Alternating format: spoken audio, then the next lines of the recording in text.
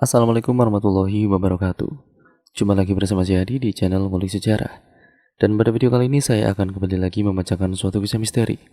Kali ini berjudul tentang sebuah kisah penghuni gedung tua.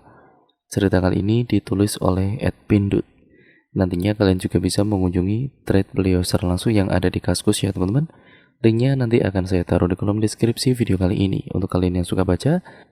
Jadi kalian bisa langsung menuju ke thread beliau ya teman-teman. Yuk, daripada kita lama-lama, daripada kita penasaran, mari kita langsung saja menuju ke ceritanya. Perhatikan baik-baik karena ceritanya akan segera saya mulai.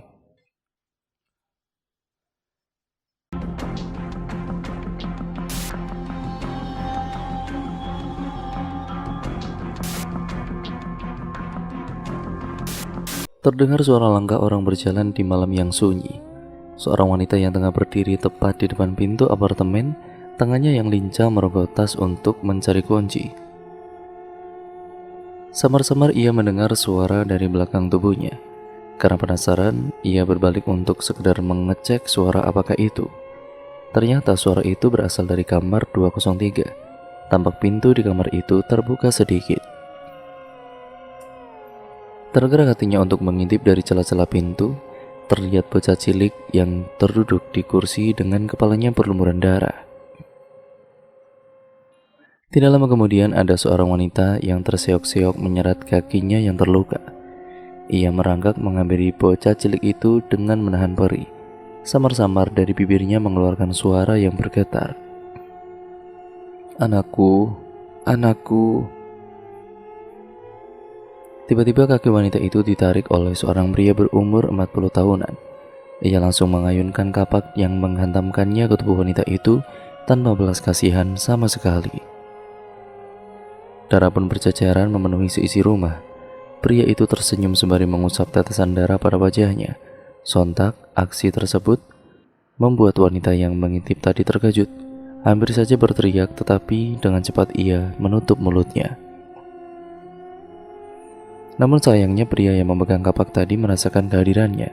Baru saja wanita itu berdiri dan enggan pergi dari sana. Tiba-tiba rambutnya ditarik paksa untuk masuk ke dalam kamar tersebut. Pria itu dengan pintarnya membungkam mulut si wanita agar tidak bersuara. Kemudian mengempaskan tubuhnya ke tembok. "Tolong, ampuni saya. Saya janji tidak akan mengatakan apapun. Tolong." "Kamu sudah terlanjur melihat semuanya." Tanpa pikir panjang lagi, pria itu segera mengayunkan kapak ke leher wanita tadi. Ditebasnya leher itu hingga hampir terpisah dari badan. Sang wanita tewas bersimbah darah.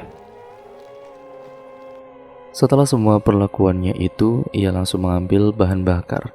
Disiramnya seluruh ruangan kemudian menyalakan api, membuat seolah-olah terjadi kebakaran untuk menghilangkan semua bukti-bukti. Karena pada saat itu tengah malam dan seluruh penghuni sudah tertidur pulas. Alhasil kobaran api makin besar dan melahap hampir 80% dari gedung itu beserta seluruh penghuninya.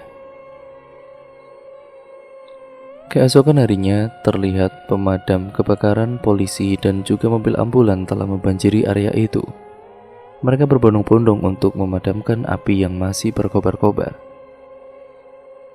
Di tengah keramaian itu, seorang remaja yang berpakaian seragam SMA menerobos lautan manusia yang sedang menyaksikan kebakaran tersebut.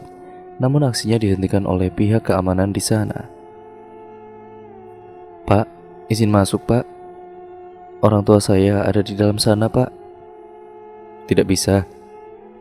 Ini di dalam itu bahaya Dek. Nggak bisa Dek," tolak pria berseragam polisi itu dengan tegas. Tangisan remaja itu memecah seraya memanggil nama kedua orang tuanya. Beberapa minggu kemudian, setelah kejadian kebakaran itu, pria yang telah membunuh istri dan juga anak sematawayangnya itu ditemukan gantung diri di kamar 203 tanpa tahu alasan sebenarnya. 3 tahun kemudian, panggil saja Della. Ia seorang mahasiswa yang sedang membuat skripsi terakhirnya. Tampak ia sedang menggeret koper dan berdiri di depan gedung yang sudah cukup tua. Seorang wanita parubaya mendatanginya. "Iya nak, ada perlu apa ya?" tanya ibu itu dengan senyum yang merekah. Begini bu, ujar Della sambil mengeluarkan ponselnya. Saya lihat di internet kalau ibu menyewakan kamar kosan dengan harga murah. Apakah itu benar bu? Tanya Della. Wanita itu mengerti maksudnya. Oh iya benar nak. Apa kebetulan kamu sedang mencari tempat tinggal? Wanita itu bertanya dengan penasaran. Iya bu, sahut Della. Kalau begitu mari ibu antar ke tempatnya langsung, sahutnya sambil mengiring Della. Mereka berjalan di koridor yang sepi. Della mengedarkan pandangan pada gedung yang sudah tua itu. Terlihat sepi dan tidak berpenghuni, tetapi anehnya semua tampak bersih meskipun pintu ditutup dengan rapat. Bu, apa di sini banyak penghuninya? Tanya Della memecahkan kesunyian. Tidak banyak kok, hanya beberapa saja, karena dulu pernah terjadi kebakaran. Jadi mereka semua enggan tinggal di tempat seperti ini. Oh, kebakaran ya? Pantas saja gedung di atas terlihat menghitam semua. Apakah di atas juga ada yang tinggal? Tanya Della lagi. Tidak ada yang tinggal di atas nak, hanya lantai bawah ini yang ditinggali, sahut wanita itu seraya membuka pintu kamar nomor 103. Nah, kamar ini punya kamu ya? Silakan masuk, kata wanita itu dan menyuruh Della masuk. Della masuk dan tanpa keheranan, kamar itu sangat besar sekali. Ada 2 kamar, dapur, kamar mandi, dan ruang tamunya pun luas. Tetapi kenapa sewa kosnya sangatlah murah? Della berpikir sejenak. Bagaimana, kamu suka nggak? Tanya wanita itu sambil tersenyum. Perkataannya mengagetkan Della. Oh iya, saya suka kok, luas juga ya. Della meringis memperlihatkan deretan giginya. Syukurlah kalau kamu suka. Sebenarnya dulu gedung ini bekas apartemen, tapi selepas kebakaran, ya hanya seperti gedung tua dari luar. Namun fasilitas di setiap kamar masih bagus kok. Dijamin kamu gak akan kecewa, jelas wanita itu. Della mengangguk dengan gembira lalu mengeluarkan sebuah amplop. Ini bu, uang kosan saya selama 2 bulan. Takut kalau saya gunakan untuk yang lain, jadi saya bayarkan ke ibu dulu ya, kata Della seraya memberi amplop ke wanita itu. Terima kasih nak, panggil saja saya Bu Ratna. Rumah saya di samping gedung ini. Kalau ada apa-apa kamu bisa mencari saya ke sana. Iya bu, nama saya Della. Nah, apa kamu masih sekolah atau sudah bekerja? Tanya Ratna. Saya mahasiswa tahun ketiga bu. Setelah lulus saya akan langsung kerja. Wah hebat, semangat ya. Ratna undur pamit. Sebelum pergi, dia sempat berpesan kepada Della. Nak, kalau kamu tanpa sengaja mendengar suara-suara dari lantai atas, jangan dihiraukan ya. Mungkin itu suara reruntuhan di atas, kata Ratna menegaskan. Oh iya bu, sahut Della mengiyakan. Della langsung menuju ke kamar dan juga kemudian merebahkan tubuhnya di atas ranjang. Ia sempat berpikir apa rumah ini baru saja ditinggali, karena semua perabotannya tampak begitu bersih. Ia mencoba membuka beberapa lemari di sana, tetapi semuanya kosong, tidak ada apapun di sana. Della membuka kopernya dan mulai menata baju-baju yang ia bawa. Lalu kemudian, malam itu Della duduk di sofa dan sedang menulis skripsi lanjutan di laptop. Di tengah keasikannya mengetik, dia mendengar suara dari atap rumah itu. Dia tidak memperdulikannya dan terus mengetik, tetapi suara itu makin lama makin keras. Seperti seseorang yang menarik benda berat. Lalu ia ingat pesan Ratna, jika ada suara yang terdengar dari atap tidak perlu dihiraukan. Akhirnya Della memutuskan untuk pergi tidur saja. Keesokan harinya di kampus, Della berkumpul bersama teman-temannya. Gimana Del, kosan baru kamu? Oke nggak? Tanya wanita berambut pendek itu yang biasa dipanggil Nana. Lumayan sih, daripada di kolong jembatan, sahut Della bergurau. Di mana tempatnya? Di perumahan Permai, apartemen Dahlia nama gedungnya, jawab Della seraya merapikan buku-buku. Saat mendengar nama tempat itu, salah satu dari teman Della yang berada di kelas tersebut pun ikut mendengarkan. Ia langsung memandangi Della. Asik, ntar malam kita pesta ke tempat kamu ya, sahut wanita berbandu pink itu yang biasa dipanggil Dewi. Ah, kalian ini kalau ke rumahku selalu saja bikin berantakan. Della mencibir mereka berdua. Ayolah Del, ini sebagai penyambutan karena kamu dapat kosan baru tahu. Ya udah, tapi kalian bawa makanan sendiri ya. Siap bos, sahut Nana tersenyum. Malam harinya terlihat Della dan juga Nana menyiapkan beberapa makanan di atas meja. Ada kudapan dan air soda juga. Kok si Dewi belum datang juga nak? Apa dia kesasar ya? Tanya Della. Udah jangan dihiraukan, dia itu udah gede, pasti tahu jalan lah. Obrolan mereka terhenti saat bel rumah Della tiba-tiba berbunyi. Itu pasti si Dewi. Bukain gih, pinta Della pada Nana. Nana berjalan mendekati pintu dan membukanya, tetapi tidak terlihat siapapun. Wanita itu benar-benar bingung. Kok nggak ada siapa-siapa ya? Aneh, gumamnya seraya mengernyitkan dahi. Nana ingin menutup pintu itu kembali, tetapi tiba-tiba suara tangan menjulur dan memegang tangannya. Astagfirullah, teriakan Nana ketakutan. Dewi terkekeh karena berhasil mengerjai temannya itu. Dewi, bentak Nana sambil menjewer kuping temannya yang usil itu. Aduh, sakit nak, lepasin. Rintih Dewi kesakitan karena dijewer. Della yang mendengar mereka berisik langsung memanggil. Wi, nak jangan berisik. Udah tutup pintunya. Mereka berdua berjalan mendekati Della. Gila, ini rumah apa istana gede amat Del? Tanya Dewi heran seraya pola matanya berkeliling melihat ke segala penjuru. Waktu pertama kali aku datang juga heran, rumah sebagus ini disewain buat kosan, kan sayang banget. Mana murah lagi tarifnya. Della bercerita pada kedua temannya itu. Emangnya berapa per bulannya Del? Cuma 500.000? Hah? Yang benar kamu? Ujar Dewi tampak tidak percaya. Anggap aja lagi rezeki kamu Del, sahut Nana. Ya udah yuk kita makan sekarang, lapar tahu. Della mengambil beberapa piring untuk teman-temannya dan mempersilahkan mereka untuk makan. Mereka akhirnya merayakan pesta malam itu dengan makan dan minum. Del, kamu gak ngundang Firman? Dia nanyain kamu terus loh. Tiba-tiba Dewi buka suara. Kan aku baru 2 hari di sini. Kayaknya gak pantas saja kalau aku membawa pria masuk ke sini. Jawab Della seraya memakan snack di atas meja. Benar juga ya, timpal Nana. Malam semakin larut dan teman-temannya Della undur pamit. Della merapikan bekas makanan dan minuman yang tersisa, lalu mengumpulkannya di sebuah kantong plastik. Sebenarnya Della malas membuang sampah itu keluar rumah karena sudah larut malam. Tetapi sampah itu akan membusuk dan dia takut semut atau tikus akan datang memakannya. Dengan berat hati Della pun keluar untuk membuang sampah tadi. Tepat di belakang gedung itu ada pembuangan sampah. Della berdiri menghela nafasnya sebentar setelah menggeret kantong plastik yang agak berat. Samar-samar dari kejauhan dia melihat seorang wanita dan seorang anak kecil yang berdiri di teras lantai 2. Mereka berdua melihat ke arah Della dengan tatapan kosong. Della mengusap-ngusap matanya yang berarti khawatir kalau hanya imajinasinya saja.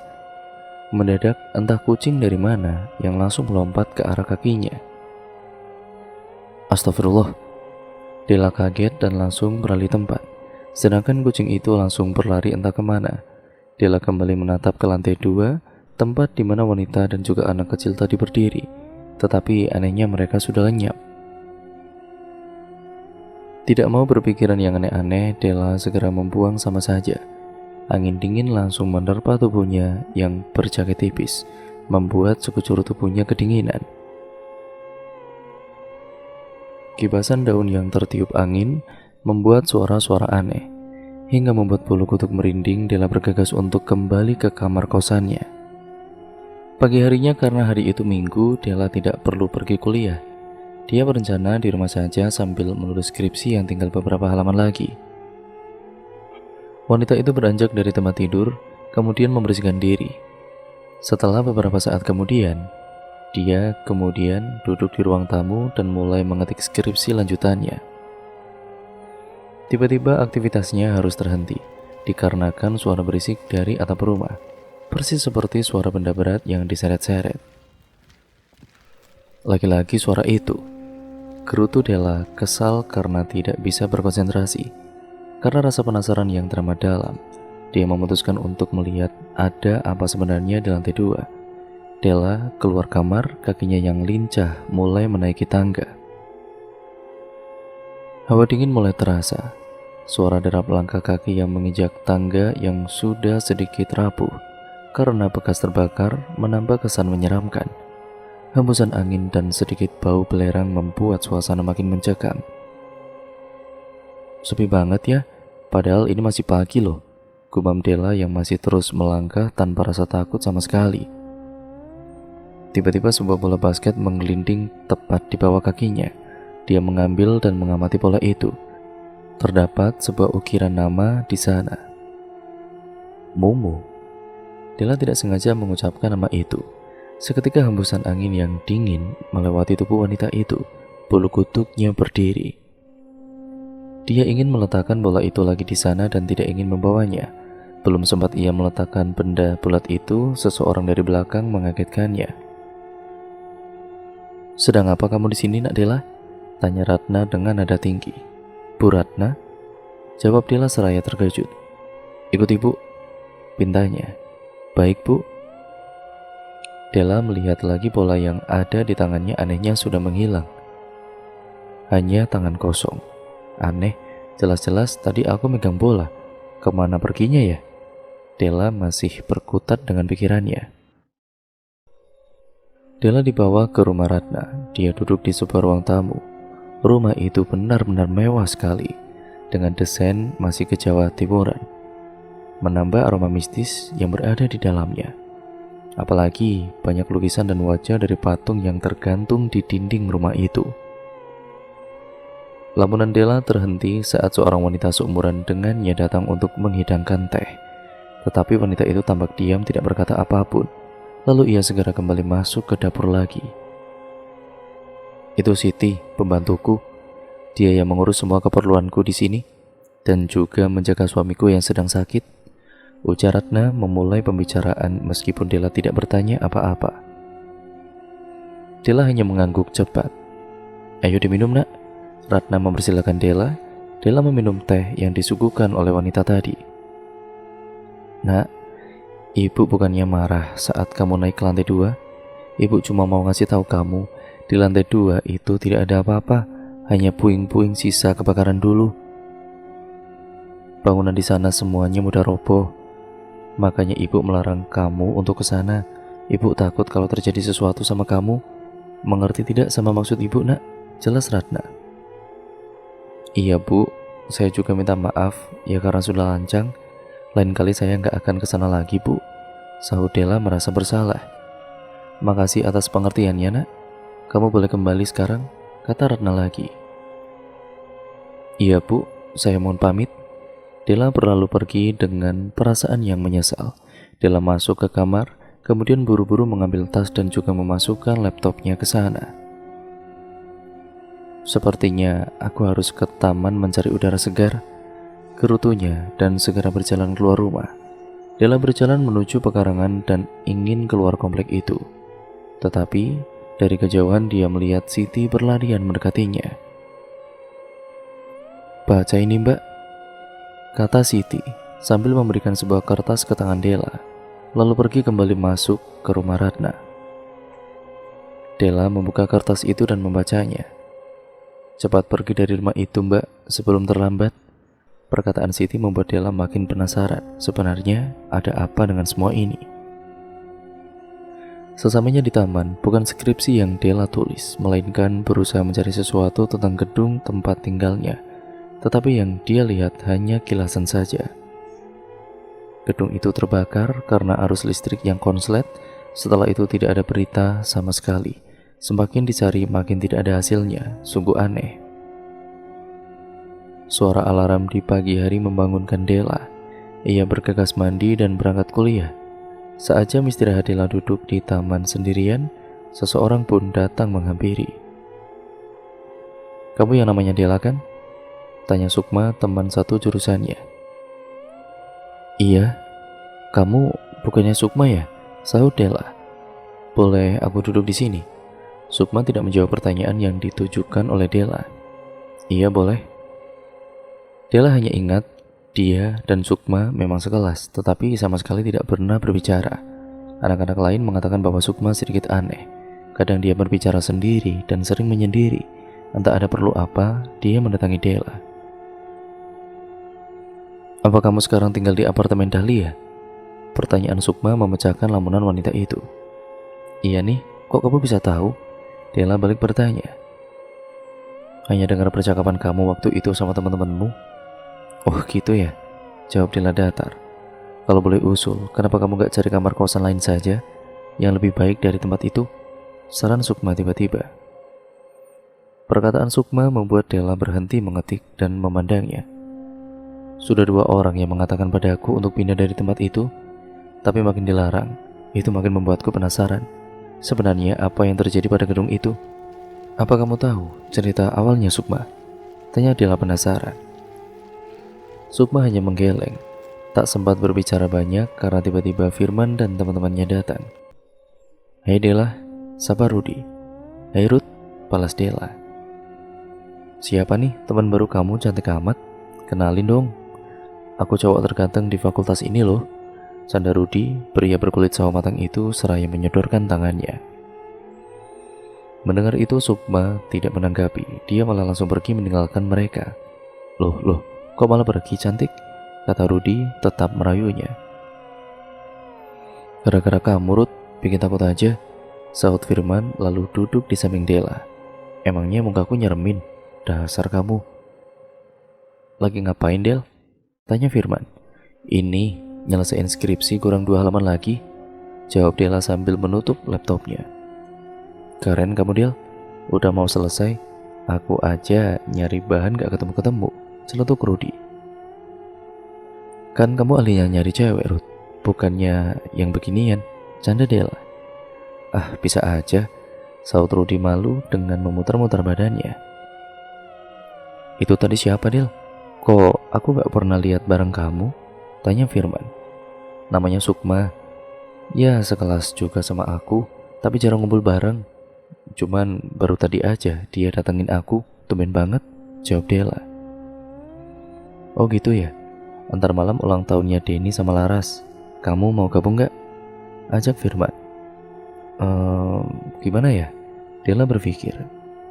"Ayolah Del, ikut aja. Ajak temenmu yang cantik-cantik itu juga," bujuk Rudi. Iya aku ikut," sahut Dela tidak bisa menolak kerengekan Rudi. "Ya sudah, ketemu di klub jam 5 sore ya," kata Firman kemudian. Mereka berdua akhirnya pergi meninggalkan Dela. Dela sudah sampai tepat di depan kamar kosan. Saat mencari kunci pintu, mendadak sebuah bola basket menggelinding di kakinya lagi. Dia ingat betul itu bola basket yang kemarin ada di lantai 2. Lalu dari ujung lorong tampak sesosok anak kecil sedang melambai ke arahnya. Tiba-tiba Dela dibawa terkejut oleh seseorang yang menyentuh pundaknya.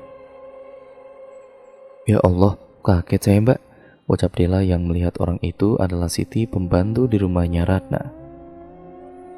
"Mbak, kan sudah saya bilang cepat pergi dari tempat ini sebelum terlambat Mbak," bentak Siti sambil berlari menjauhi Dela. Dela terperanjat dan menata nafasnya lagi. Lalu dilihatnya bola basket itu sudah tidak ada dan anak kecil tadi pun sudah lenyap entah kemana. Dela buru-buru masuk dan menutup rapat pintu rumah rapat-rapat. Dela berpikir banyak kejadian aneh di gedung ini dan membuat dia makin penasaran hingga ia tertidur karena kelelahan. Beberapa saat kemudian Dela dikagetkan dengan suara ponselnya yang nyaring. Dia pun terbangun dari tidurnya. "Dasar tukang tidur, cepetan ke klub, kita semua udah ngumpul nih," bentak Dewi. "Ah iya bawel." Dela segera mematikan ponsel. Dia bergegas mandi, ganti baju dan berangkat ke clubbing menemui teman-temannya. Dela baru saja sampai di tempat clubbing itu. Dia dan teman-temannya sedang merayakan pesta ulang tahun.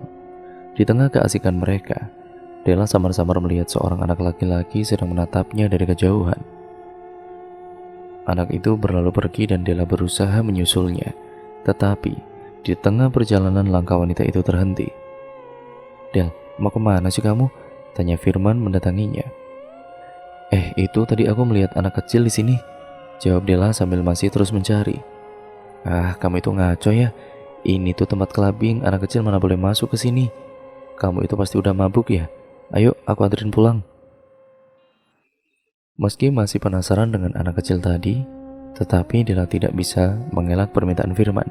Akhirnya pria tampan itu pun mengantarkan Della pulang. Sesampainya di depan gedung kosan Della itu, Firman mengedarkan pandangan seraya mengernyitkan dahi. "Kamu serius tinggal di sini, Del?" Pria itu masih tidak percaya dengan apa yang dilihatnya. Iya, emangnya kenapa?" sahut Della datar. Kamu gak takut, Del? Gedung ini kelihatan serem banget loh," ujar Firman yang masih menatap bangunan tua di depannya tanpa berkedip sama sekali. "Ya udah ah, jangan ngomong yang enggak-enggak, aku masuk dulu ya." Della melepaskan sabuk pengamannya, ingin segera keluar dari mobil itu. Tunggu bentar, Del." Firman menahannya. "Ada apa lagi?" tanya Della membenahi duduknya. Firman mengambil bunga dan sebuah kotak di belakang jok mobil lalu memberikannya pada Della. "Del, ini ungkapan perasaanku padamu. Maaf ya, sudah membuatmu menunggu selama ini," kata Firman dengan lembut. "Makasih, akhirnya kamu mengatakannya juga." Della tersipu malu. Firman mendekat, mengikis jarak di antara keduanya. Tangannya membelai rambut Della yang panjang itu. Sesekali dia menggigit bibir bawahnya karena tidak tahan dengan kecantikan wanita yang ada di hadapannya. Sampai momen indah itu akan terjadi, tiba-tiba seekor kucing jatuh tepat di kaca mobil Firman dan membuat mereka berdua terkejut. Astagfirullah, mereka berdua saling tersentak. Firman segera keluar dari mobil dan mencari kucing yang mengganggu momen indahnya tadi. Tetapi anehnya hewan berbulu itu sudah lenyap entah kemana. "Udah hampir larut malam nih, kamu pulang aja, sampai ketemu besok ya," kata Della sembari melayangkan kecupan ringan di pipi Firman. Firman tersenyum menatap Della, meskipun di dalam hatinya sedikit kecewa karena momen indahnya tadi sempat terganggu. Dari kejauhan Ratna menatap kedua sejoli itu melewati jendela rumahnya.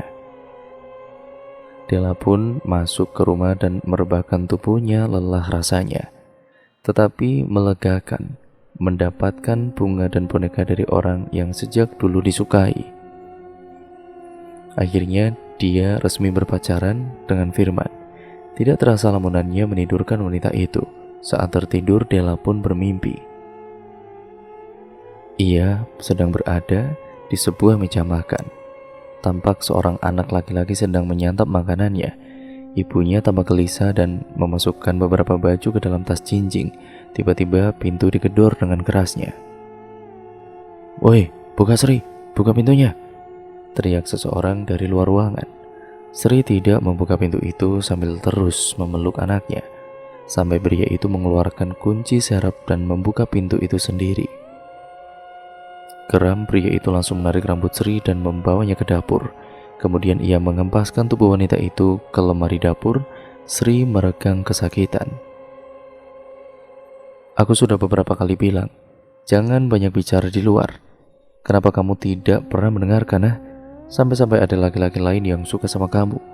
Ingat kamu Sri, kamu itu milik aku. Kamu gak berhak dimiliki oleh orang lain," bentak pria itu dengan emosinya.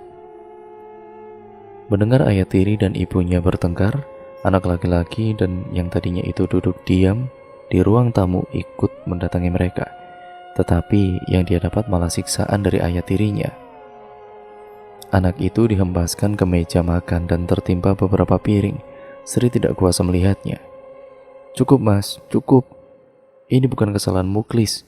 Bunuh saja aku mas, tapi jangan sakiti Muklis, anakku," teriaknya sambil menangisi anaknya yang terluka.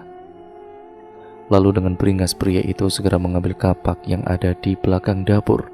Kemudian langsung melayangkan benda berat itu ke tubuh Sri beberapa kali hingga wanita itu meregang nyawa.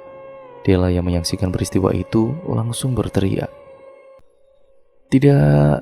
Sentak Della seraya terbangun dari tidurnya. Kemudian dia mematikan alarm jam beker yang sudah berbunyi sedari tadi. "Mimpi apa aku tadi? Kenapa begitu menyeramkan?" Keringat dingin bercucuran. Della sampai sesak nafas karena mimpi yang dialaminya tadi. Saat beranjak dari tempat tidur, Della merasa pegal-pegal di bagian pundaknya.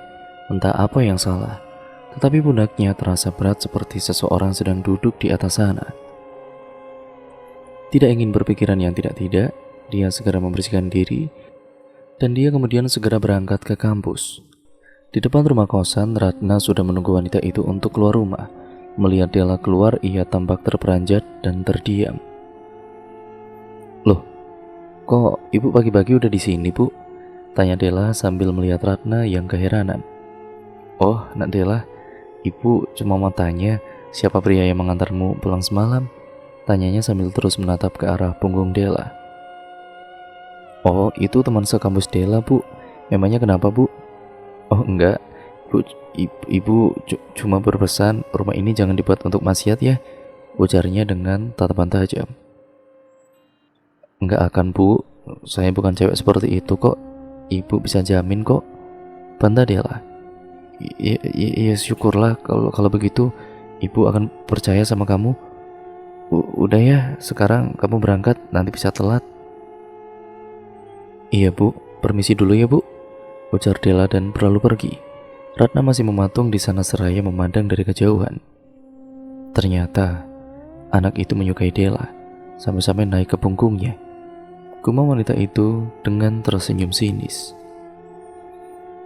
Sesamanya di kampus, Della langsung duduk di dalam kelas. Sukma tampak melihatnya dengan tatapan tajam, seperti tidak menyukai kehadiran Della. "Della, kamu semalam kemana saja? Pasti pergi sama Firman kan? Ayo, ngaku," tanya Dewi mendesaknya. "Semalam aku mabuk terus Firman nganterin aku pulang gitu aja kok." "Ah, yang bener kamu, Del. Masa nggak terjadi apa-apa sih?" tanya Nana. Iya ya. Firman nembak aku dan kita udah resmi jadian sekarang," cetus Della seraya tersenyum. "Ya hore, akhirnya yang ditunggu-tunggu," teriak Dewi membuat semua mata tertuju padanya. "Diam kamu, Wi," Della menutup mulut Dewi. "Selamat Della," kata Nana. "Iya, makasih," sahut Della seraya memijat punggungnya yang masih terasa pegal itu. "Punggung kamu kenapa, Del?" tanya Nana. "Nggak tahu nih, pagi tadi pas bangun udah pegel banget rasanya." "Mungkin kamu salah posisi tidur kali, jadi kayak gitu. Besok juga baikan," tegas Dewi. Mendengar perkataan temannya, Della hanya mengangguk. Tiba-tiba ponselnya berbunyi. Ternyata itu dari ibunya. "Iya, Bu, ada apa? Kok tumben pagi-pagi gini telepon?" "Nak, kamu nggak apa-apa kan? Kok ibu bermimpi yang buruk tentang kamu ya?" "Bu, Della itu nggak kenapa-napa kok. Ibu jangan khawatir ya." "Syukurlah kalau begitu, Nak. Ibu sama ayah jadi tenang sekarang. Kalau gitu kamu belajar yang rajin ya, Nak. Jaga diri kamu baik-baik." "Iya, Bu. Ibu juga jaga kesehatan sama ayah ya." Panggilan pun berakhir. Della terdiam sejenak, sedang memikirkan sesuatu. Dari mimpinya semalam, kemudian orang tuanya juga ikut bermimpi. Jika dipikir-pikir, tidak mungkin bisa kebetulan. Guys, kalian percaya hantu nggak?" tanya Della tiba-tiba pada kedua temannya itu. Dewi dan juga Nana saling menatap, kemudian salah satu dari mereka tertawa. "Hari gini kamu masih percaya setan? Yang bener aja kamu, Del," bantah Dewi. "Kenapa, Del? Apa kamu dihantui di kosan yang baru ini?" tanya Nana penasaran. "Ya nggak gitu juga sih. Sudahlah. Mungkin cuma perasaan aku aja." Della menyimpan ponselnya kembali di dalam tas. Perbincangan mereka harus terhenti karena Pak dosen tiba-tiba masuk ke kelas. Saat jam istirahat seperti biasa, Della duduk sendirian di taman dan sedang mengetik skripsinya yang tinggal satu halaman. Sambil sesekali dia memijati punggungnya yang benar-benar teramat pegal. Dari arah lain, Sukma berjalan menghampirinya.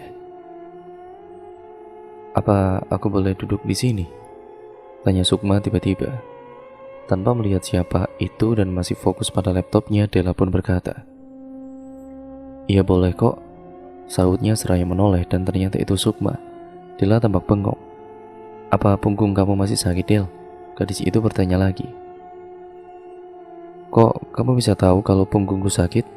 Della pun menutup laptop, kemudian menatap Sukma dengan banyak pertanyaan. Sukma membuka tutup botol air yang sudah dipersiapkan sebelum mendatangi Syifa tadi. Bismillahirrahmanirrahim. Sukma tampak membaca beberapa ayat sedangkan Della hanya memandanginya. "Nih, diminum dulu. Insya Allah punggung kamu gak akan sakit lagi," kata Sukma sambil memberi botol air itu padanya. Meski tampak bingung, tetapi Della tidak menolak pemberian Sukma. Dia langsung meminum air itu perlahan-lahan. Sesekali, sorot matanya ini menatap Sukma yang berwajah cemas. Beberapa saat kemudian, rasa sakit yang dialami Della sejak pagi tadi berangsur hilang. Sosok anak kecil yang duduk di atas punggung Della itu benar-benar merayap turun. Sorot matanya yang hitam menatap ke arah Sukma. Sosok itu mendesis memperlihatkan taringnya. Dia tampak marah pada Sukma, tetapi sayangnya gadis itu bukan tandingannya. Akhirnya dia memilih pergi dan menghilang layaknya asap. "Sukma, terima kasih ya. Punggungku sudah gak sakit lagi nih. Sebenarnya ini air apa?" tanya Della seraya mengejutkan Sukma. Sukma tersenyum. "Del, kamu tahu gak apa yang dibicarakan orang-orang tentangku?" tanya Sukma sebelum menjawab pertanyaannya. Della tidak menjawab. Sebenarnya dia tahu bahwa orang-orang di sekitarnya menganggap Sukma orang kurang waras. Pasalnya, gadis itu sering berbicara sendiri atau tiba-tiba marah dan menangis dengan alasan yang tidak jelas. Namun Della merasa tidak sopan jika langsung mengutarakan pemikirannya itu. Meskipun Della tidak menjawab pertanyaan Sukma, gadis itu pun sudah bisa merasakan. "Della, kamu tahu anak indigo nggak?" tanya Sukma tiba-tiba. "Indigo ya?" Della berpikir sejenak. Bukannya itu orang yang memiliki indera keenam atau kekuatan supranatural yang bisa melihat makhluk halus dan sebagainya gitu kan? Benar nggak? Pungkas Della. "Iya benar. Aku termasuk contoh anak indigo itu, Del," kata Sukma. Mendengar perkataannya, Della langsung terkejut dan menutup mulut. "Yang benar kamu? Jadi kamu benar-benar bisa melihat mereka?" tanya Della makin penasaran. Sukma mengangguk. "Ada satu hal yang ingin aku sampaikan kepadamu, Del. Sebenarnya yang membuat punggungmu terasa berat itu adalah arwah anak kecil yang berumur 5 tahunan.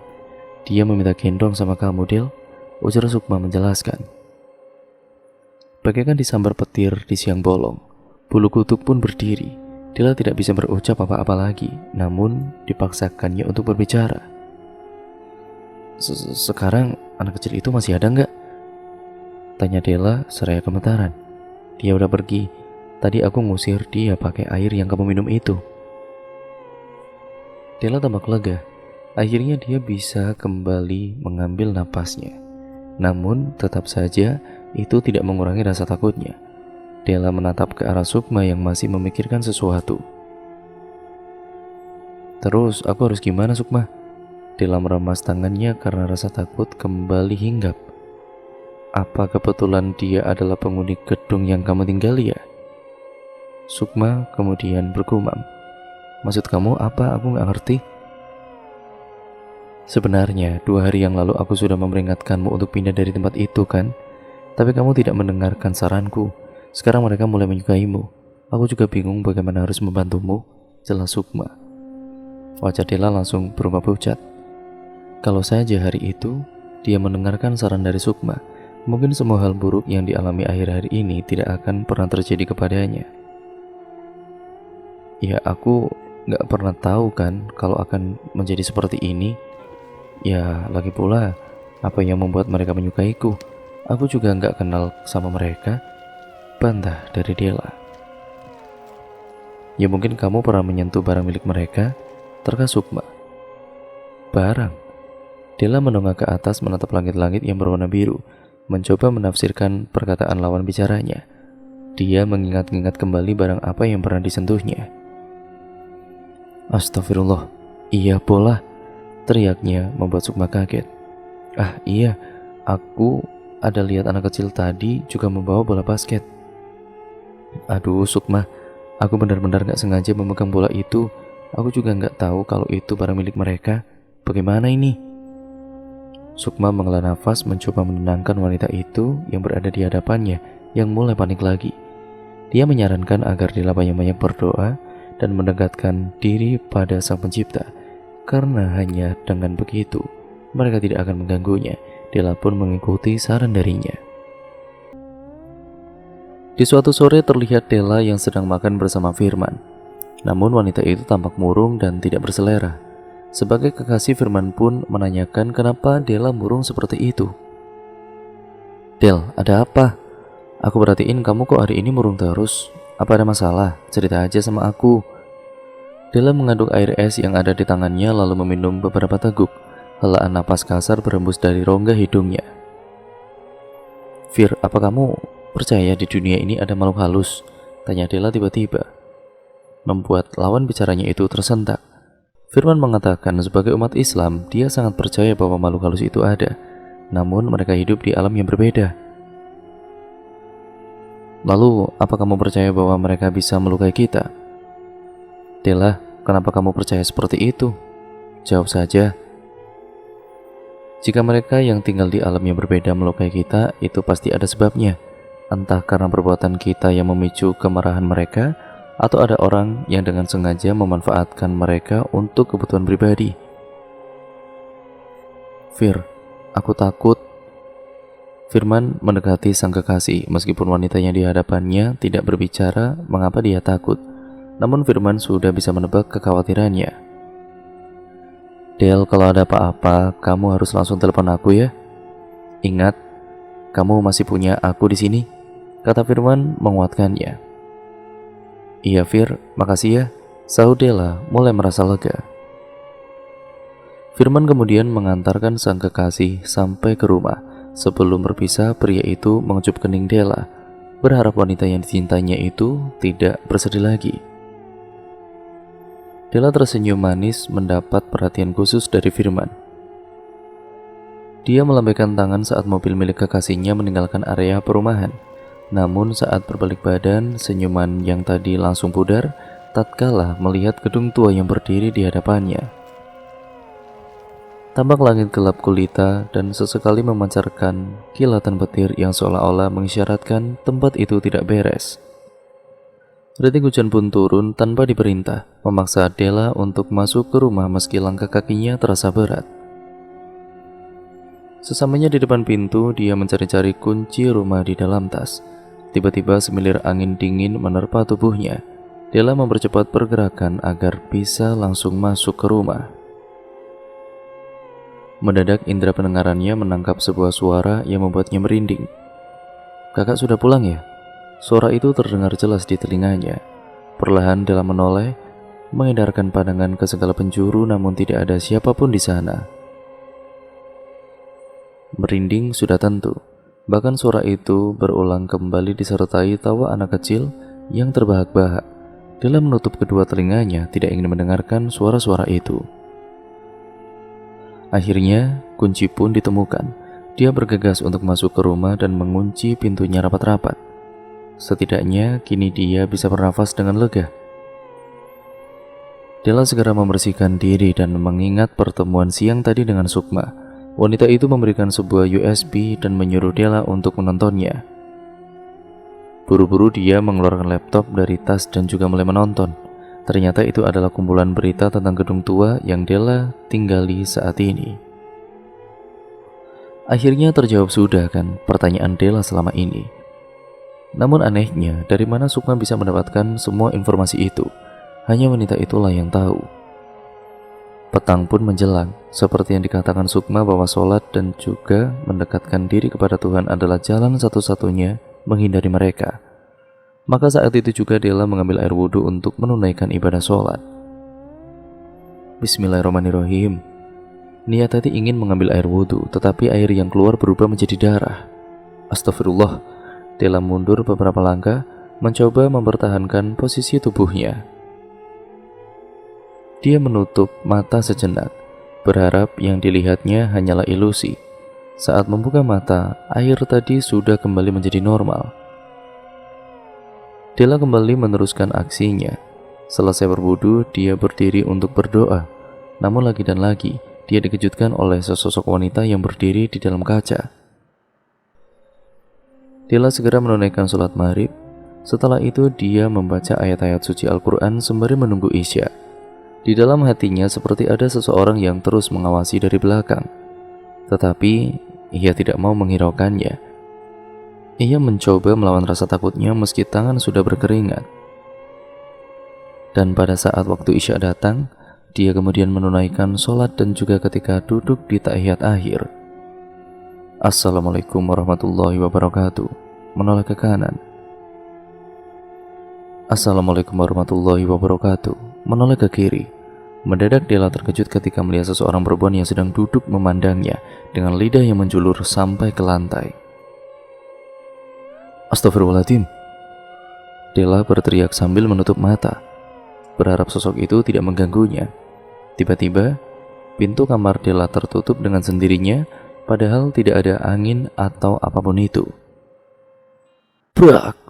Della langsung membuka mata karena kaget dan sosok tadi sudah tidak ada di sana. Dia memberanikan diri membuka pintu kamar yang tertutup tadi. Perlahan-lahan dia membuka pintu itu dan ternyata lampunya mati. Padahal jelas-jelas tadi dia itu menyalakannya.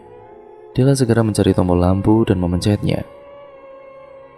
Saat lampu menyala, Della tersentak bukan main karena melihat seseorang perempuan dan anak kecil yang tubuhnya berlumuran darah sedang berdiri menatapnya. Spontan saja dia pun berteriak. Wah! Della terbangun dari tidurnya di pagi hari. Napasnya tersengal-sengal seperti habis lari maraton. Mimpi barusan benar-benar sangat mengerikan. Della menatap sekitar merasakan ada sesuatu yang aneh dalam rumahnya. Tidak ingin berlarut-larut dalam keadaan seperti itu, dia bergegas pergi ke kampus dan mencari Sukma. Namun sayangnya hari itu wanita itu yang dicarinya tidak datang ke kampus. Della pun bertanya pada salah satu teman yang duduknya tidak jauh dari Sukma. Wanita itu mengatakan bahwa Sukma izin tidak masuk kuliah karena mengantarkan neneknya berobat. Rin, kamu tahu alamat rumahnya Sukma? Aku nggak tahu, Del. Coba saja kamu langsung tanya saja sama Bu dosen. Dan tidak menunggu lama, Della langsung ke ruangan para dosen. Untungnya salah satu dari mereka mau memberikan alamat Sukma kepadanya. Tidak sengaja Dewi saat itu mengumpulkan tugas kuliah ikut memperhatikan temannya itu. Di kantin, Della dan teman-temannya sedang duduk menikmati makanan. Hari itu ada Firman dan Rudy juga. Del, sejak kapan kamu jadi dekat sama Sukma? Tanya Dewi dengan sinis karena mendengar temannya itu meminta alamat pada salah satu dosen. Nggak juga kok. Aku memang lagi ada perlu sama dia aja. Jawab Della beralasan. Kamu sendiri tahu kan, kalau Sukma itu rada aneh orangnya. Jadi aku nggak mau kamu ikutan aneh juga kayak dia. Cetusnya lagi. Apa salahnya, Wi? Lagian kan kita semua di sini juga satu kampus. Timbal Firman membela sang kekasih yang mulai terpojokan. Dewi tetap merasa tidak senang kalau temannya itu bergaul dengan Sukma, wanita aneh dari kampus itu. Namun, dia tidak bisa menghentikan keinginan Della untuk pergi ke rumah Sukma. Sedangkan Nana hanya memperingatkan untuk berhati-hati saat di perjalanan nanti. Aku anterin kamu ya, pinta Firman seraya memegang tangan sang kekasih. Della hanya mengangguk cepat, lega rasanya karena Firman selalu ada di sisinya. Sore harinya, Della dan juga Firman pergi ke rumah Sukma dengan mengikuti alamat yang diberikan Bu dosen. Sempat tersesat beberapa kali karena rumahnya agak sulit dicari, sampai Firman harus bertanya ke beberapa orang untuk memastikan alamat itu benar atau tidaknya. Setelah hampir 1 jam lamanya, mereka tiba di depan sebuah rumah joglo dengan gaya bangunan kuno. Di depan rumah itu terlihat seorang nenek yang sedang duduk santai di kursi goyang. Awalnya sang nenek duduk dengan tenang menatap langit-langit rumah. Namun setelah merasakan kehadiran Della dan Firman yang mendekati rumah itu, Dia buru-buru bangkit dengan wajah cemas. Sang nenek berlari masuk ke rumah. Della dan juga Firman tampak kebingungan. Tidak lama kemudian nenek itu keluar lagi membawa sebuah plastik di tangannya. Ternyata itu adalah garam. Gegas menggunakan tangannya yang telah berkeriput, sang nenek melemparkan butiran garam ke tubuh dua orang yang tidak dikenalinya sambil berteriak-teriak. "Minggato dedemit, Minggato. Kowe ora ditompo nang omahku. Ojo ganggu putu-putuku. Kamu tidak diterima di rumahku. Jangan ganggu ini cucu-cucuku." Nenek itu terus berbicara dengan bahasa yang tidak bisa dicerna oleh Sukma dan Firman sambil tangannya masih melempari garam. Kedua orang tadi yang dilempari garam saling berpandangan, bingung, aneh dan tidak mengerti dengan aksi wanita tua itu. Sukma yang mendengar ada keributan segera keluar untuk melihat keadaan. Dia ikut terkejut karena melihat siapa yang datang. "Apa yang membawa kalian kemari sih?" tanya Sukma sembari mengidangkan 2 gelas teh hangat untuk mereka. Della mengeluarkan sebuah USB dan memberikan benda itu kepada Sukma. "Aku ingin mengembalikan ini. Aku sudah melihatnya dan mengerti sekarang," sahut Della. "Sukma, sebenarnya apa yang dilakukan nenekmu tadi? Kenapa beliau melempari kami dengan garam?" tanya Firman penasaran. "Agar mereka tidak ikut masuk ke dalam rumah ini," jelas Sukma sambil menatap sosok wanita yang sedang duduk di jok belakang mobil Firman pada kala itu. "Maksud kamu?" Della masih belum paham. "Salah satu dari mereka sudah mengikuti kalian," jelas Sukma. Firman terkejut. Meskipun dirinya masih belum bisa mencerna dan juga percaya dengan ucapan Sukma, namun wanita itu sepertinya tidak sedang berbohong, apalagi menyangkut makhluk halus. "Apa anak kecil itu ikut lagi?" tanya Della. "Bukan, kali ini seorang perempuan yang berumuran 30 tahunan. Sepertinya aku harus pindah dari gedung itu," kata Della lirih. "Sudah terlambat, mereka sudah terikat padamu. Kemanapun kamu pergi mereka akan ikut," timbal Sukma. "Apa? Ya lalu aku harus bagaimana, Sukma?" tangis Della memecah karena takut. "Semalam aku pun mulai diganggu mereka. Ketika aku sholat mereka tepat berada di hadapanku. Aku takut, aku nggak tahu harus bagaimana lagi." Firman mendekati Della, berusaha menenangkan sang kekasih. Sukma menghela nafas sejenak kemudian masuk ke kamar untuk mengambil sesuatu. Setelah itu dia kembali dengan membawa sebuah kotak di tangannya. "Rasanya aku sudah tidak membutuhkan ini. Pakailah. Ini adalah kalung pemberian dari eyangku dulu. Kalung ini telah menyelamatkanku dari mereka yang berniat jahat.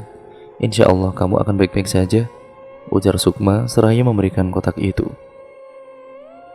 "Makasih Sukma." Della pun kemudian menghentikan tangisnya. "Satu lagi, sebelum pulang belilah beberapa garam. Ketika sampai di rumah taburkanlah garam itu di depan pintu rumahmu agar mereka tidak bisa masuk. Lalu di depan pintu kamar dan di semua jendela juga. Ingat itu," pesan Sukma kepadanya. "Baiklah Sukma." Sebelum pergi, Della sempat menanyakan perihal Sukma yang bisa tahu banyak tentang gedung itu. "Dulu kedua orang tuaku tinggal di sana dan meninggal karena kebakaran yang terjadi di gedung itu. Kakakku yang bertugas pada saat itu tidak terima karena kasusnya segera ditutup begitu saja tanpa diselidiki apa penyebab utamanya. Di sela-sela kakakku mencari info tentang kecelakaan itu. Tidak beberapa lama, dia ditemukan tergantung di kamar 203. Aku benar-benar terpukul hingga akhirnya merelakan dan juga mengubur semua kenangan pahit itu," tangis Sukma ikut memecah. "Maafkan aku karena membicarakan hal ini," kata Della. "Nggak apa-apa kok, aku sudah lama melupakannya." "Della, kayaknya kita harus cepat pulang deh. Ini udah mau maghrib," ajak Firman dan mengakhiri perbincangan mereka. Sepasang kekasih itu berpamitan. Sukma masih menatap kepergian mereka dengan harapan tidak terjadi hal yang buruk. Tampak sesosok wanita yang duduk di jok belakang menoleh ke arahnya.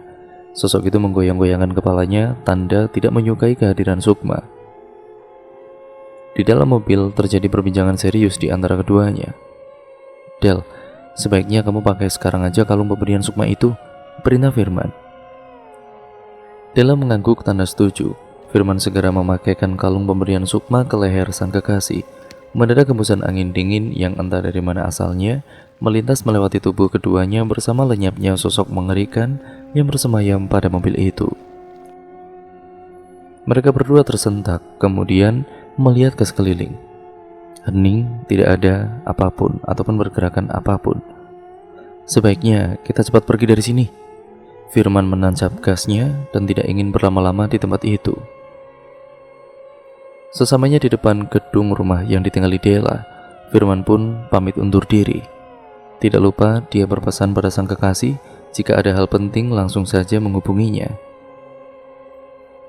Sepeninggalan Firman, Della berjalan membawa sekantong plastik besar berisikan garam. Sebelum memasuki rumah, dia menaburkan garam itu tepat di depan pintu rumahnya. Lalu masuk dan juga menaburkan di beberapa tempat yang juga sesuai dengan arahan Sukma. Tidak boleh ada tempat yang terlewati. Setelah semua pekerjaan yang melelahkan itu, Della kemudian pergi mandi, kemudian membenamkan tubuhnya ke bawah selimut. 3 jam berlalu, manik hazelnut milik Della yang masih tidak mau terpejam. Jam menunjukkan pukul 12 malam atau tepat tengah malam, senyap dan sunyi.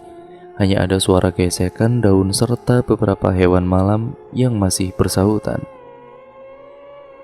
Tiba-tiba, pintu depan rumah Della tampak digedor beberapa kali. Makin keras dan juga keras seperti seseorang berusaha membuka pintu itu dengan paksa. Della berusaha tidak menghiraukannya, ya karena dia tetap kekeh bersembunyi di bawah selimutnya. Kemudian, berpindah ke seluruh jendela ikut digedor dengan kerasnya. Della menutup kedua telinganya tidak ingin mendengarkan suara yang berisik itu. Lalu yang terakhir adalah pintu kamar milik Della yang juga ikut digedor dengan kerasnya. Wanita itu menangis terisak-isak menahan ceritanya. Dia berharap semua ini segera berakhir. Tetesan air matanya terus menggenang membasahi seluruh badan, hingga tidak terasa pagi pun menyambutnya dengan suara ayam berkokok. Della terbangun dari tidur karena dering ponselnya berbunyi. Iya Wi, ternyata itu panggilan dari Dewi. Del, kamu gak ke kampus? Loh, suara kamu kenapa? Kok serak begitu? Jangan-jangan kamu lagi sakit ya? Della memegang keningnya, terasa panas. Kepalanya juga mendadak pusing. Dia mengatakan tidak akan pergi ke kampus dulu, padahal hari ini mau mengumpulkan skripsi yang sudah dipersiapkannya. Dewi pun maklum pada kala itu. Udah, kamu istirahat aja, biar nanti aku nyuruh Firman untuk jenguk kamu ya. Sekalian ngambil skripsi itu, tutur Dewi. Makasih ya Wi, sahut Della lalu mengakhiri panggilan. Setelahnya, Della merasa badannya lengket, mungkin karena semalaman berada di bawah selimut hingga mengeluarkan banyak keringat. Dia pun memutuskan untuk pergi mandi. Della melepaskan kalung yang diberikan Sukma dan mulai membasahi tubuh. Hangatnya air shower membuat perasaan Della agak baikan. Namun itu hanya sejenak. Dia tersentak setelah kakinya merasakan sentuhan tangan. Wanita itu melihat ke bawah dan mendapati sesosok wanita dengan wajah penuh belatung tengah menatapnya. Wah! Spontan dia berteriak dan gegas memakai handuk. Mendadak shower berubah menjadi darah. Della berteriak ketakutan dan menutup matanya. Setelah beberapa saat air itu menjadi putih lagi, Della segera bergegas mandi dan pergi keluar dari sana. Saat dia keluar dari kamar mandi, netranya melihat bekas jejak kaki anak kecil di atas garam-garam yang ditaburkan kemarin malam. Padahal di rumah itu tidak ada anak kecil dan hanya Della yang tinggal di sana. Tiba-tiba terdengar suara wanita menangis. Rasa takutnya tadi belum juga sirna, malah harus ditambah dengan hal seperti ini. Meskipun takut tetapi ia benar-benar penasaran dari mana asal suara itu. Setelah ditelusuri ternyata dari dalam kamarnya. Tampak sosok wanita berbaju putih tengah duduk di atas ranjang. Della pun memberanikan diri untuk menyentuh pundak wanita itu. Saat sosok itu menoleh, dia memperlihatkan wajahnya yang hancur dan kepalanya langsung terpisah dari badannya. Della langsung berlari keluar rumah. Lalu kemudian dia berteriak-teriak meminta tolong. Namun satu pun tidak ada yang mendengarnya. Dia terus keluar dan berlari tanpa arah. Dewi tampak begitu cemas. Sebagai teman terdekat, dia tidak ingin diam saja melihat keadaan temannya seperti itu. Dia memberitahukan kepada Firman tentang keadaan Della agar pria itu datang menjenguknya. "Wi, si Della kenapa, Wi? Sakit apa dia?" tanya Nana penasaran. "Enggak kok, mungkin cuma kecapean. Biar Firman aja yang jenguk dia. Nanti kabarin kami ya, Fir." "Pasti itu." Tampak dari kejauhan Sukma mendengar percakapan mereka. Mendadak ponselnya berbunyi, dia segera pergi keluar ruangan. "Iya, Paman," jawab Sukma saat mengangkat panggilan itu. "Nak, apa kemarin kamu nyari Paman? Ini bibimu baru ngomong tadi," tanya Usman. "Iya, Paman. Temannya Sukma ada yang kesusahan. Dia selalu diikuti makhluk halus, Paman," katanya memperjelas. Apa kamu sudah memperingatkan dia, Sukma?" "Sudah, Paman. Tapi enggak mempan. Mereka lebih kuat dari aku. Tolong teman Sukma, Paman," pintanya memelas. Akhirnya karena iba pada sang keponakan, Usman pergi memenuhi permintaannya. Lega rasanya. Sukma akhirnya bisa menolong Della. Dia berharap dengan kedatangan pamannya bisa meringankan beban Della selama ini. Ratna, sang pemilik gedung, pun tampak pulang dari suatu tempat. Di kedua tangannya membawa beberapa ayam hitam. Siti menatapnya dengan penuh curiga, namun wanita separuh baya itu tidak peduli. Dia masuk ke sebuah kamar dan tidak memperbolehkan siapapun masuk. Sesaat kemudian Ratna keluar dengan membawa 2 piring sesajen yang di atasnya ada kemenyan. Indra penciuman milik Siti langsung menyerap bau kemenyan itu. Karena tidak tahan, dia pun menutup hidungnya. Namun dia hanya diam saja memperhatikan gerak-gerik majikannya yang sudah berjalan keluar membawa kemenyan tadi. Entah mau diapakan benda itu. Ratna membawa sesajen itu ke lantai 2 pada gedung yang ditinggali Della selama ini. Dia langsung masuk ke kamar 203. Kemudian meletakkan sesajen tadi di samping batu nisan yang ada di sana. "Sudah saatnya aku memberikan tumbal untuk kalian," katanya dengan mata menyeringai. Setelah membacakan beberapa mantra pada batu nisan di hadapannya, Ratna pulang untuk meneruskan ritual. Di dalam sebuah ruangan yang dipenuhi kegelapan, Ratna duduk dengan membakar kemenyan. Bibirnya yang sudah berkeriput itu tampak sibuk berkomat-kamit membaca mantra. Lalu dia mengambil selembar foto dan membakarnya di atas bara kemenyan yang menyala.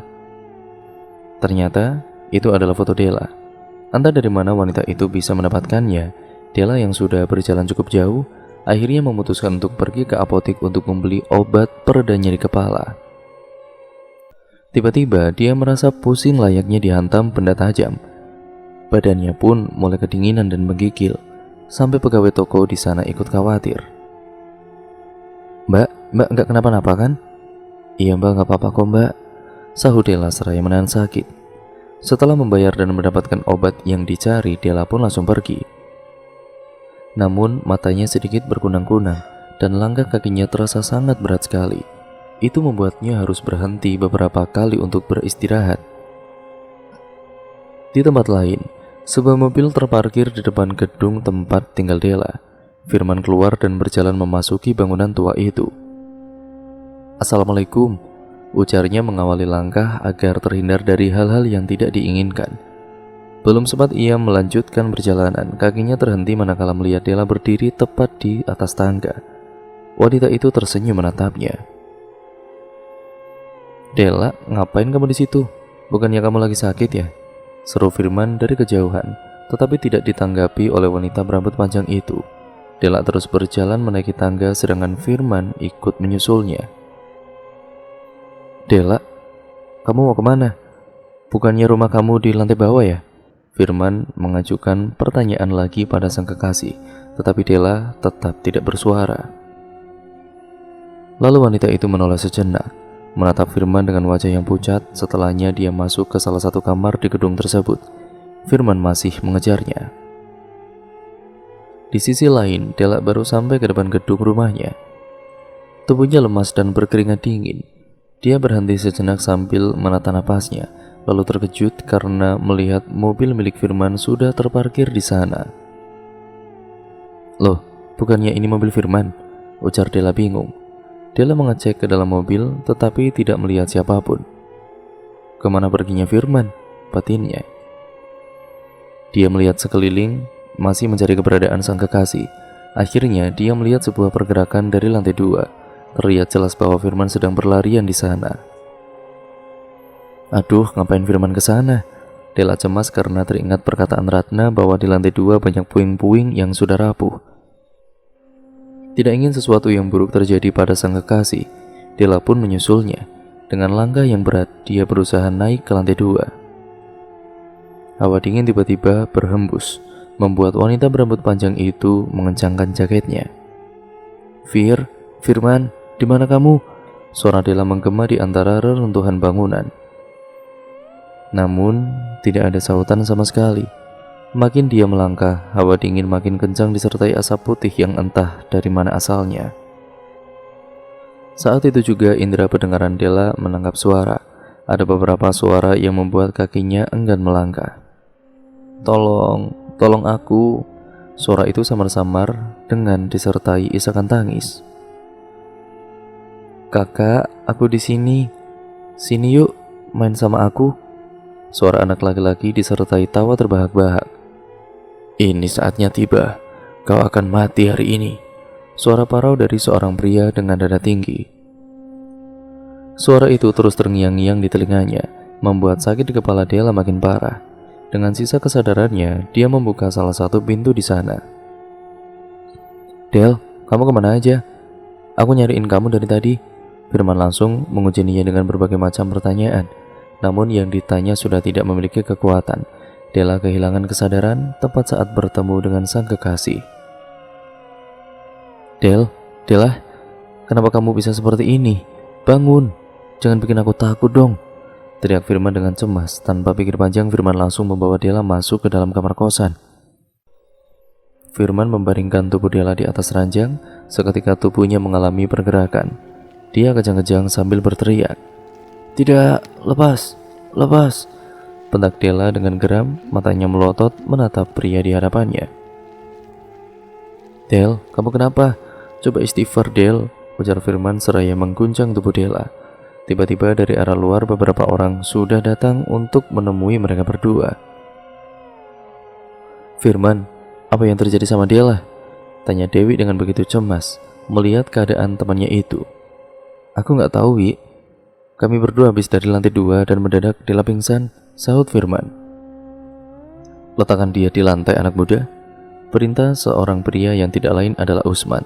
Pria itu datang bersama Sukma dan kebetulan bertemu Dewi serta Nana saat hendak menjenguk Della. Siapa Anda? Tanya Firman yang merasa tidak mengenal pria berpeci itu. Beliau paman aku, Fir. Insya Allah bisa nolongin Della. Sekarang kamu ikutin aja sarannya, sahut Sukma buka suara. Setelah Firman mendengar jawaban dari Sukma, dia langsung membopong tubuh Della dan meletakkannya di lantai ruang tamu seperti arahan si Usman ini. Cepat ambil garam dapur dan buat lingkaran. Ingat, kalian jangan pernah masuk ke lingkaran itu. Paham? Titah Usman kepada mereka berempat dan dijawab dengan anggukan. Mereka berempat mencari sisa garam yang dibeli oleh Della waktu itu, kemudian menaburkannya di sekitaran tubuh Della. Lalu kemudian si Usman ini memberikan sebuah tasbih ke masing-masing orang agar memegang benda itu. Pegang tasbih ini, usahakan kalian berzikir sebisa mungkin dan jangan sampai lengah. Baik, Maman, sahut mereka semua. Di tempat lain, Ratna tahu kalau dia kedatangan tamu yang tidak diundang. Wah, sialan, berani-beraninya mencampuri urusanku. Aku tidak akan membiarkan kalian semua keluar hidup-hidup dari tempat itu. Hahaha. Tawanya menggelegar. Dia mengambil satu ekor ayam berbulu hitam, lekas dengan cekatan menggorok leher ayam itu hingga mengeluarkan darah segar. Cairan merah itu menetes ke atas kemenyan, asap pun mengepul memenuhi seluruh ruangan. Ratna membaca beberapa mantra, kemudian membuka sebuah kotak dari kayu yang isinya sebuah tali. Sudah saatnya kamu keluar dan ikut membantuku. Istri dan anakmu benar-benar tidak becus, umpatnya sambil melotot. Lalu setelah sebuah asap hitam keluar dari kotak itu dan langsung terbang menuju ke kosan Della, Usman mendekati Della dan menempelkan tasbih di kepalanya. Mendadak tubuh Dela terbang ke atas dan sebuah asap hitam langsung menyusup ke dalam tubuhnya. Usman tahu itu, lalu dia menaikkan satu tangannya yang terlilit tasbih seraya berseru, Allahu Akbar, Allahu Akbar, Allahu Akbar. Ucapnya sambil terus membaca doa. Tiba-tiba angin berembus kencang, hampir memporak-porandakan seluruh ruangan itu. Teman-teman Dela saling berpegangan satu sama lain dan terus bersikir. Tidak lama kemudian, tubuh Dela terjatuh ke lantai dan asap hitam tadi itu keluar dari tubuhnya. Segumpal asap itu terbang secepat kilat, kembali menghantam tubuh Ratna yang hingga wanita itu memuntahkan darah hitam dari mulutnya. Sialan, umpat Ratna. Dela, teriak Firman dan ingin mendekati tubuh sang kekasih, tetapi Usman melarang. Jangan kamu dekati dulu, nak. Dia bukan Dela, dia masih di alam lain. Setelah berbicara seperti itu, Dela tampak bangun dan terduduk. Pandangannya tajam menatap ke arah mereka semua. Dela, ini kamu bukan? Tanya Dewi memberanikan diri. Dela kemudian memicingkan mata, kemudian berteriak, kenapa kalian semua menggangguku? Kenapa? Tinggalkan aku dan juga keluargaku. Teriaknya dengan mendesis sambil kepalanya berputar-putar. Kami tidak akan mengganggumu asal kamu keluar dari tubuh anak ini, pinta Usman. Aku suka sama kakak ini. Aku mau terus main sama dia, kata Dela seolah-olah seperti anak kecil. Sepertinya ada beberapa roh yang merasukinya, kata Sukma. Bukannya kamu bilang jika Dela memakai kalung pemberianmu, maka hal seperti ini tidak akan terjadi, tanya Firman. Sukma melihat ke arah leher Dela dan ternyata wanita itu tidak memakainya. Kurasa dia melepaskannya. Sukma menunjuk ke arah Dela. Firman pun tidak bisa berkata apa-apa lagi. Sukma, ambilkan segelas air, pinta Usman tiba-tiba. Mendengar perintah dari sang paman, Sukma bergegas mengambil air dan segera memberikannya. Pada segelas air itu, Usman membaca beberapa doa lalu memercikannya ke tubuh Dela. Dela berteriak histeris, merasa tubuhnya kepanasan. Asap putih juga ikut keluar dari tubuhnya. Tiba-tiba tubuh Dela seperti berlubang. Dari lubang itu keluar beberapa belatung yang amat sangat banyak. Semua orang menyaksikan peristiwa itu bergidik ngeri. Dela menatap ke arah Usman dengan wajah memelas. Kami hanya ingin dikuburkan dengan layak, tolong kami. Dela merintih menahan sakit. Usman masih terus berdoa dan kemudian mengarahkan tangannya ke arah Dela. Beberapa saat kemudian, Dela terbaring lemas disertai dua cahaya putih yang keluar dari tubuhnya. Sukma yang sudah tahu kalau arwah itu sudah keluar langsung mendatangi Dela. Firman, tolong pindahkan Dela ke kamar, cepat, perintah Sukma. Pasti ada sesuatu di atap rumah ini, ucap Usman seraya mendongak ke atas. Dia curiga ada sesuatu yang aneh di gedung itu. Firman yang mendengar Usman berkata seperti itu ikut buka suara. Pria itu mengatakan siang tadi sempat naik ke lantai 2 untuk mencari Dela. Tepatnya di kamar 203 dia menemukan dua batu nisan bertuliskan nama Sri dan Muklis. Awalnya dia ingin langsung berbicara, tetapi tertahan karena masalah Dela tadi. Usman pun bisa memaklumi. Sepertinya aku harus melihat ke atas. Aku ikut paman, pinta Sukma. Usman dan juga Sukma berjalan naik ke lantai 2. Tampak angin berhembus dengan kencangnya.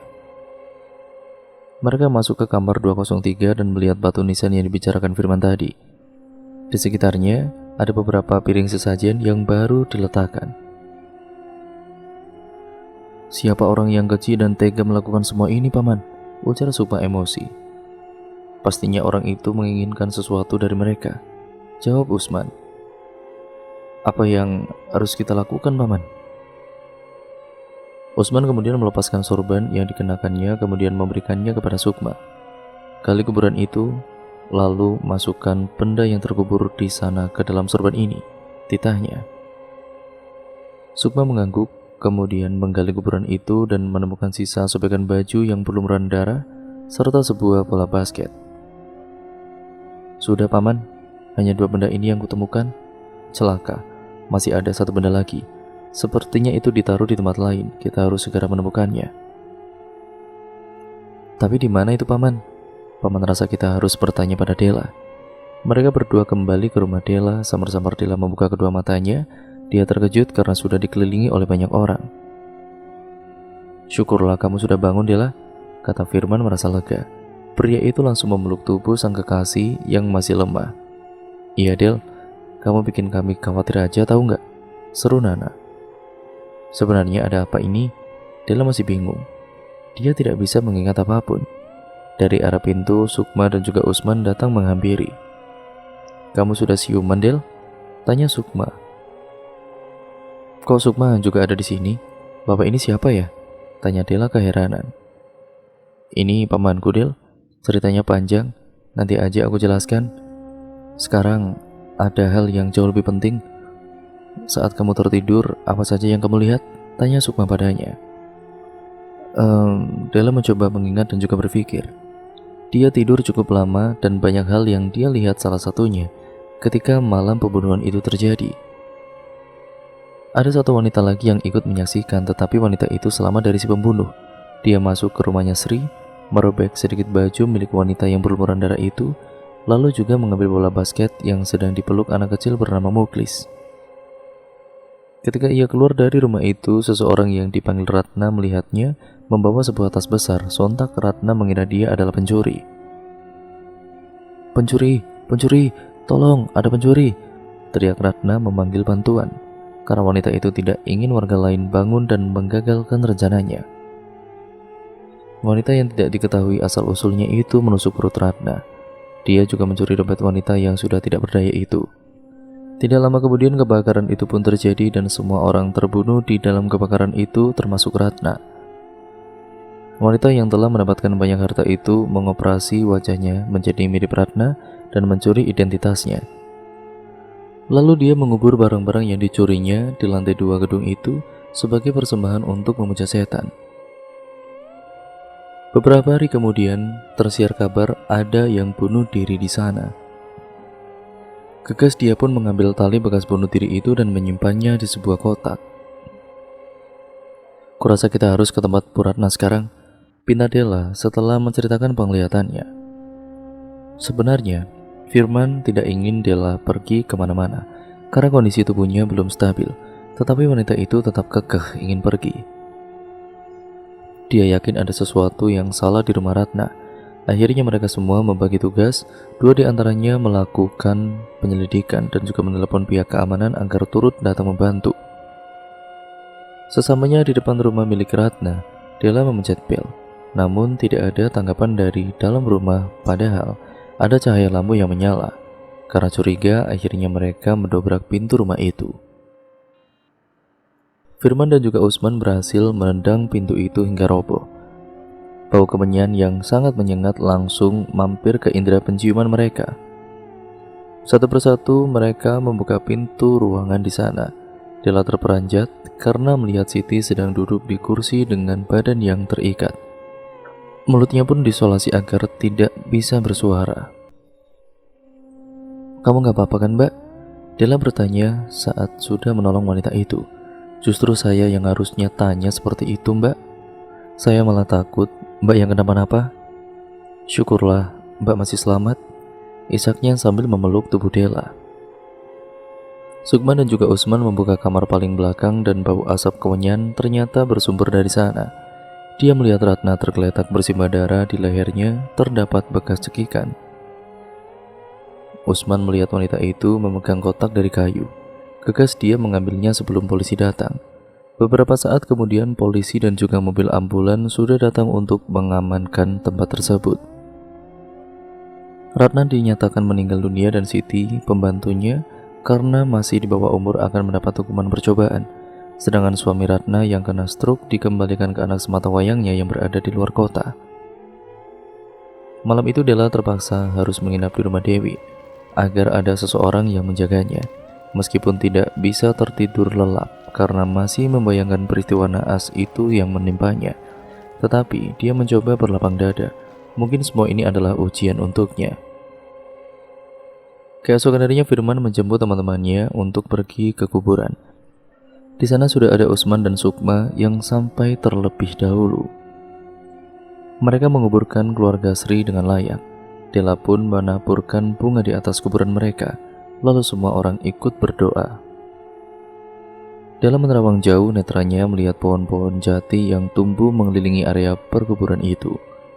Samar-samar dari kejauhan, dia melihat keluarganya Sri melambaikan tangannya seraya tersenyum. Akhirnya mereka sudah bahagia di alam sana, batin Della. Sejak saat itu Della pindah dari gedung yang ditinggalinya dan mencari kos yang lebih layak. Dia tidak masalah sewanya mahal asalkan tidak mengulangi pengalaman yang sangat mengerikan itu. Della bangun di pagi hari kemudian masuk ke kamar mandi. Tiba-tiba sebuah bola menggelinding ke arah kakinya. Spontan dia mengambilnya. Terdapat sebuah ukiran nama di sana, Mumu. "Kak, ayo main sama aku." Hihihi. Wah. Dan cerita pun akhirnya selesai sampai di sini ya teman-teman. Terima kasih untuk kalian semua yang sudah menyimak video kali ini dan cerita kali ini. Bagaimana menurut kalian cerita kali ini? Kalian bisa komen di bawah. Dan jangan lupa untuk kalian like dan juga share juga ya sebanyak-banyaknya ya teman-teman. Karena itu membantu channel ini menjadi channel yang jauh lebih baik. Jangan lupa untuk kalian subscribe channel ini untuk kalian yang belum maupun kalian yang baru mampir. Nyalakan tombol lonceng notifikasinya agar kalian tidak ketinggalan video terbaru selanjutnya dari channel ini. Sekian dan terima kasih ya teman-teman. Kurang lebihnya mohon maaf. Video ini saya akhiri. Wassalamualaikum warahmatullahi wabarakatuh.